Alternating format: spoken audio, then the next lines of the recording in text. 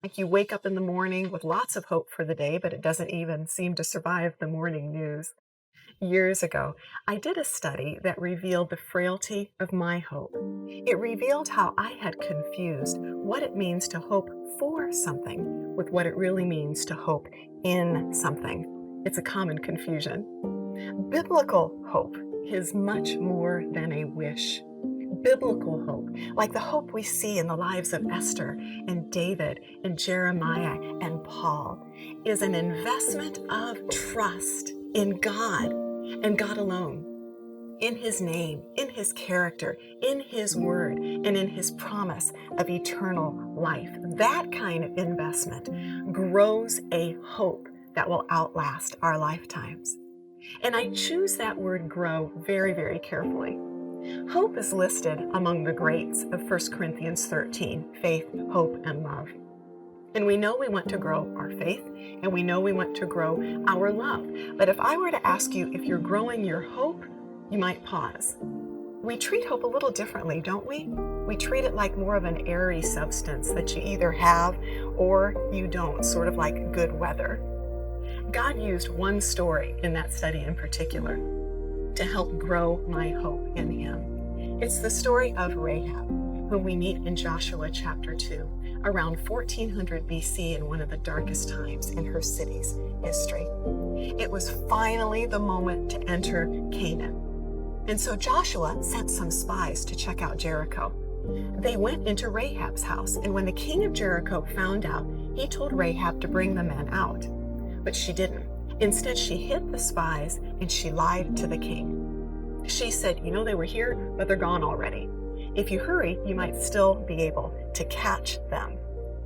Later, she went to the men, to the spies, and she asked them to make an oath to her that when it was time for them to come and take the city, they would remember her and show her and her family kindness. The spies agreed, and then they said this in chapter 2, verse 17.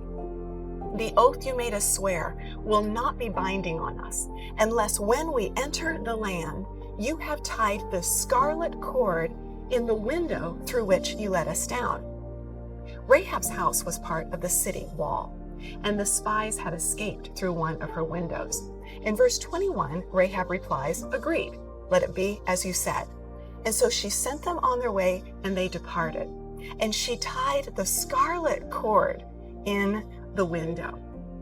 So evidently, Rahab had more than one window in her home. And perhaps the other windows were more beautiful, or perhaps they were bigger, or perhaps they boasted a better view. But there was only one window through which her deliverance would come. The color of the cord has obvious significance.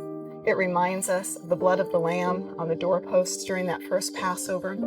It reminds us of the blood of Christ on the cross during the crucifixion. And the word that's translated cord also has great significance. Cord is translated from the Hebrew tikvah. And tikvah has two different meanings. Literally, it means a cord, and figuratively, this is the word for hope. In fact, the Israeli national anthem is Ha Tikvah, the hope. A Hebrew listener would have heard both meanings of the word at the same time. Tie a blood-colored cord on that specific window and attach your hope. Bind yourself to this particular view. In the story of Rahab, I see at least three ways in which Rahab grew her hope in God. First, she really did tie one red cord to one specific window. And maybe that's why our hope is so frail. Maybe it's because our hope is divided. Maybe it's because we're tying all sorts of cords to all sorts of other windows. We trust in God and in education. We trust in God and in image. We trust in God and in finances. We trust in God and influence. We trust in God, but we also trust in strength. And we also trust in uniqueness. We're cluttered, aren't we? With too many hopes. We're distracted by too many different windows. But not Rahab. She had already examined all the other courts, and she had already looked through all of the other windows, and she knew that only one view was worthy of attaching her hope to. Friends, we may wish for a great many things, but wisdom invites us to invest our hope in only one thing. Rahab invested her hope in, she attached her hope to the living God, and her hope grew. Secondly, Rahab grew her hope in God by breaking her alliance with Jericho.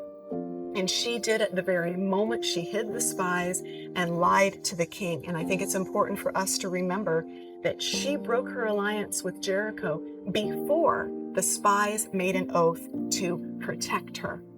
She broke her alliance with Jericho, not because of who the spies were, but because of how her hope was in God, come what may. Friends, I believe that many of us want to invest our hope in God, but we keep leaving that back door to Jericho open, just in case. And that those old alliances, those old unhealthy alliances, they keep pulling us away from the open window God has before us. May God grant us the strength to break all alliances with Jericho. Rahab did, and her hope grew. Third, Rahab grew her hope by deciding that God was worth waiting for. The story reads quickly, but her deliverance was delayed. The Israelites did not show up the day after she tied that red cord in her window to save her. It was probably months before her deliverance came. And it's in that wait that we can grow discouraged and begin to look for other cords and start looking out other windows. It's in that wait where the difference between what we hope for and what we hope in is revealed. Do you hope for healing? So do I. But let us hope in not healing, but the healer.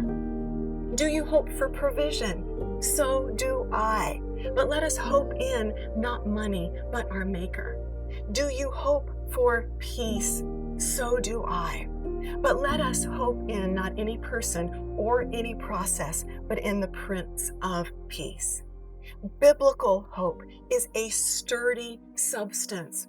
Like that scarlet cord tied to one specific window, it's an investment in God and God alone. So may we, like Rahab, invest our hope well and watch our hope grow. May the peace of God be with you.